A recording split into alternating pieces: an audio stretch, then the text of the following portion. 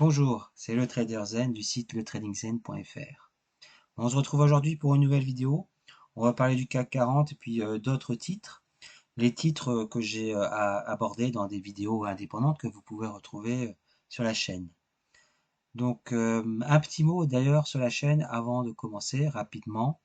Donc, pour rappeler le principe, hein, c'est des vidéos qui s'intéressent à des analyses graphiques de certains titres. Ça peut être une analyse graphique d'une action, d'une matière première, d'une crypto, d'un indice. Voilà, on analyse un graphique sur du long terme, moyen terme, pour comprendre la situation technique à l'instant présent, la situation actuelle, pour idéalement anticiper les mouvements futurs. Donc ça, c'est le principe de la chaîne, ces vidéos où on est complet sur un graphique. Et puis des vidéos comme celle-ci aujourd'hui, où on va parler du CAC 40, l'évolution de la semaine et l'évolution aussi des titres qu'on a déjà analysés. Voilà, donc on regarde surtout les derniers mouvements et on les, voilà, dans le contexte de l'analyse long terme, quel est le lien, comment tout ça se recoupe. Voilà, donc c'est tout. Après, bah, je vous dis, n'hésitez pas à liker, commenter, à faire des critiques, qu'elles soient positives ou négatives. Je prends toutes les critiques pour pouvoir améliorer les vidéos ou pour pouvoir où les positifs m'encourageront et les négatifs me feront progresser. Donc n'hésitez pas à faire des commentaires ou à préciser ce que vous souhaiteriez, ce que vous n'aimez pas, voilà. N'hésitez pas à commenter. Et idéalement même, n'hésitez pas à vous abonner. Ça fera encore plus plaisir. Voilà, donc on va commencer avec le CAC 40. Donc comme je disais, j'essaye de mettre en lien là maintenant la vidéo de la semaine dernière où vous avez une analyse complète. Donc vous verrez d'où viennent toutes ces droites bleues. Et puis, je vais quand même repasser rapidement les unités importantes trimestrielles. Je ne vais pas commenter, je vais simplement, comme ça vous le voyez, rajouter une horizontale ici par rapport hop, à ce sommet-là. C'est tout. Et puis, on passe en mensuel tout de suite. Tac, voilà. Mensuel, par rapport à ce qu'on disait la semaine dernière, je le fais en résumé. Le CAC 40 évolue dans un canal haussier, ici. Depuis novembre 2020, le CAC a connu une très forte hausse, sans s'arrêter quasiment, puisque il est parti du bas du canal pour casser sa M7, casser la M20, continuer à monter, casser l'horizontale que je viens de tracer, qui est une horizontale importante, arriver sur le haut du canal pour le casser également, casser cette nouvelle horizontale, et arriver quasiment à son plus haut historique. Donc très beau parcours du CAC 40. Et, donc ici on voit que la bougie en cours est rouge. Donc, mais on est toujours, donc on est dans un début de retracement qu'on avait annoncé la semaine dernière. On va regarder d'un peu plus précisément en semainier, en journalier. Et on peut se poser, on peut se demander voilà, quels sont les scénarios possibles. Ce que je note en premier, et c'est ce qui est un peu déroutant, c'est que on n'est même pas venu tester la résistance qui correspond au plus haut. On n'a pas fait de nouveau plus haut historique, et ça s'est joué à quelques dizaines de points. Et on n'est même pas allé visiter le niveau des 7000, qui est quand même un niveau assez, un chiffre rond. On aurait pu y aller, puisqu'on est allé au plus haut, on est allé à combien? 6913. Donc c'est ce qui me rend un peu perplexe sur une baisse long terme à venir. Je dis c'est quand même curieux qu'on n'avait pas visité ces niveaux-là. Mais les signaux de retournement étaient là, donc le retournement a bien lieu. Maintenant, qu'est-ce qui peut se passer? Premier scénario, je dirais que celui qui pourrait se dérouler, selon moi, ce serait de revenir ici, là, sur ces niveaux, sur la résistance horizontale et sur le haut du canal. Un petit smiley vert parce que pour moi, ça peut être un bon endroit, c'est un endroit intéressant. Et le cours pourrait remonter, on peut se poser la question, est-ce qu'on va aller beaucoup plus haut? Voilà.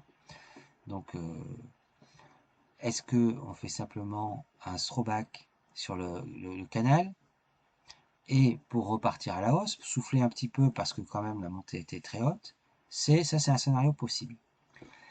Est-ce que ce début de baisse est un petit piège et qu'on va aller finalement visiter les plus hauts ici assez rapidement sur les, allez, on va dire les 2 mois qui viennent pour franchir les 7000 et puis là, à ce moment-là, commencer le vrai retracement. Ça, c'est un autre scénario également. Donc, je vais les tracer les deux. Un premier qui consisterait à dire, hop, on revient sur cette zone. On voit pas très bien les traits, mais bon, on s'en souviendra. Et on repart pour franchir enfin cette résistance et aller beaucoup plus haut. Est-ce que, au contraire, on va d'abord, finalement, cette début de baisse n'a pas lieu, finalement, on va quand même tester les 7000 et ensuite on baisse. Deuxième scénario. Euh, Troisième scénario, alors ça rejoint le premier, c'est-à-dire qu'effectivement on rejoint ici les niveaux, le haut du canal et la résistance. Par contre, est-ce qu'on n'irait pas tester cette résistance en dessous? C'est pas impossible. Et si on le fait, attention, ça pourra, hop, voilà, petit signe, attention, attention sur ces niveaux-là. Là, ça deviendra dangereux parce que si on rentre dans le canal vraiment, si on rebondit pas pour simplement re-rentrer pour ressortir rapidement, après, bah, c'est peut-être la porte ouverte à une longue période de baisse et un retour sur le bas du canal. Donc ce serait pas réjouissant. Donc attention à ces niveaux-là, si on y retourne, aux alentours des 6000 en quelque sorte.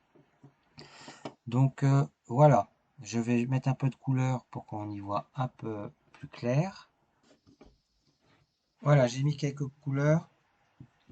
Donc, est-ce qu'on va venir tester les 7000 pour se retourner après? Et ensuite, ensuite, il peut arriver plein de choses, hein. On reviendra, on analysera en temps voulu.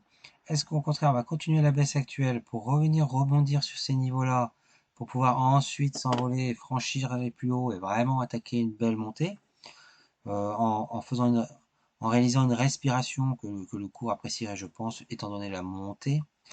Voilà, c'est le deuxième scénario, ici en vert. Ou scénario le plus pessimiste, en rouge, on réintègre le canal et on baisse jusqu'en bas. Voilà.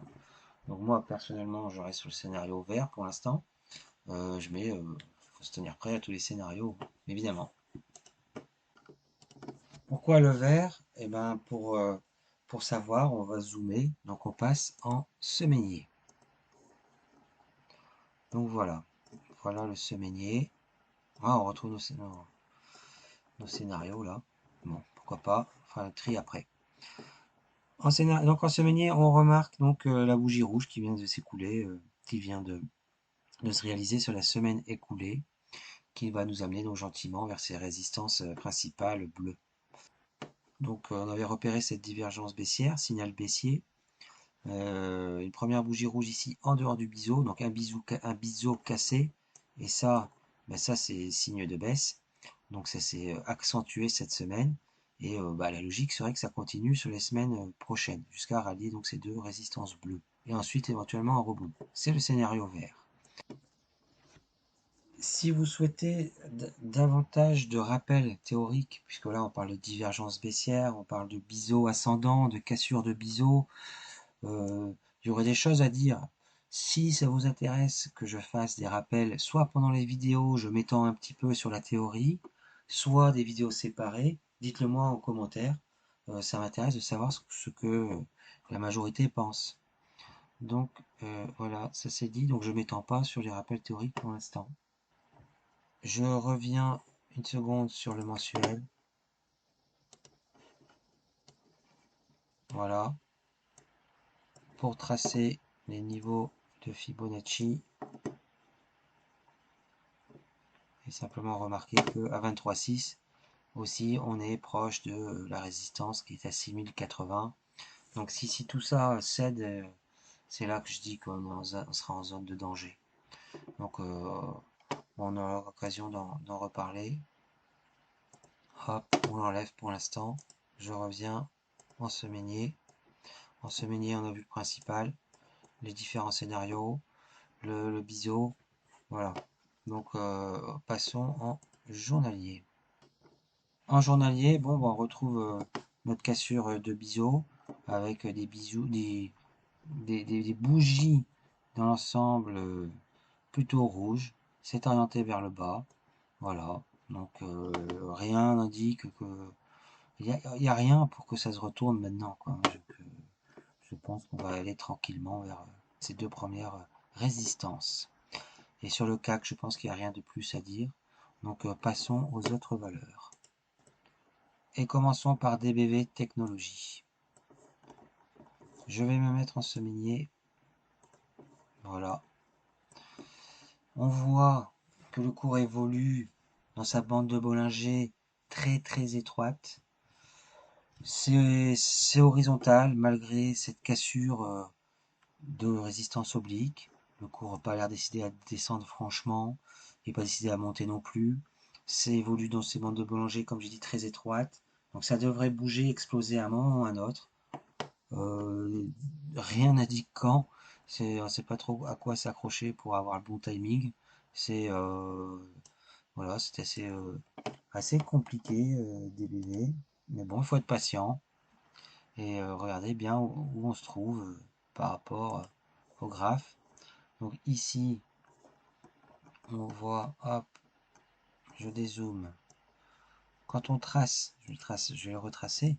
Quand on trace les niveaux de Fibonacci, c'est ce que je disais la semaine dernière quand on a revu rapidement ce graphe, donc du plus haut au plus bas, tac, voilà, on voit à quel point ça a été d'une précision chirurgicale. Les retracements de 50% là ont fait résistance, mais c'était avec une précision chirurgicale. Il y a eu un début de hausse, malheureusement ça s'est pas concrétisé. Et là, on revient vers le bas. On va passer en 25 unités pour y voir un peu plus près, un peu plus clair. Il y a un petit gap là. Là, il y a eu un gap qui a été partiellement comblé. La moitié a été comblée. La moitié du gap a fait résistance. Et pour l'instant, on ne l'a pas comblé entièrement. Donc, j'aurais tendance à, à supposer quand même qu'on va le combler. C'est une bonne raison pour descendre. Et l'autre bonne raison pour descendre, c'est la présence de cette résistance-là, majeure. Et bon, les 50% vont peut-être encore résister. Donc la hausse n'est peut-être pas pour tout de suite, même si je trouve qu'à long terme, je reste optimiste pour le cours. Voilà ce qu'on peut dire pour DBV. Allez, là on est sur Eritech en mensuel. On voit cette grande oblique là qui nous intéresse. Cette, cette oblique euh, principale qui nous intéresse fortement. Donc comment on se situe? On avait également tracé cette autre oblique support. On va zoomer. On voit en unité 25. Alors cette bougie n'est pas terminée.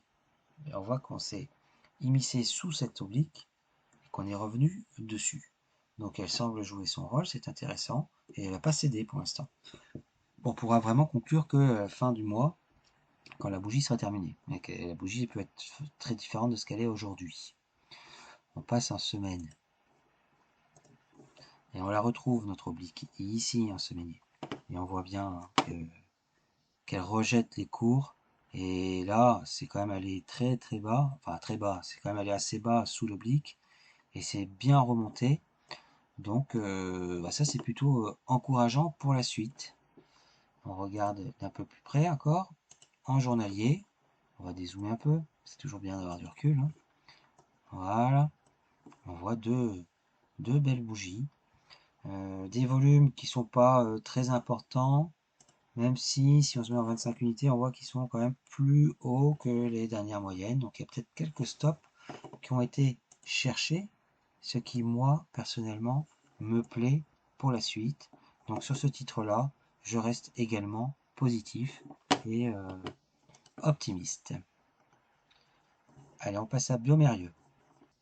Je vous renvoie, comme les deux titres précédents, à la vidéo qui a été faite en particulier sur Biomérieux, dont là on est sur le graphe en journalier.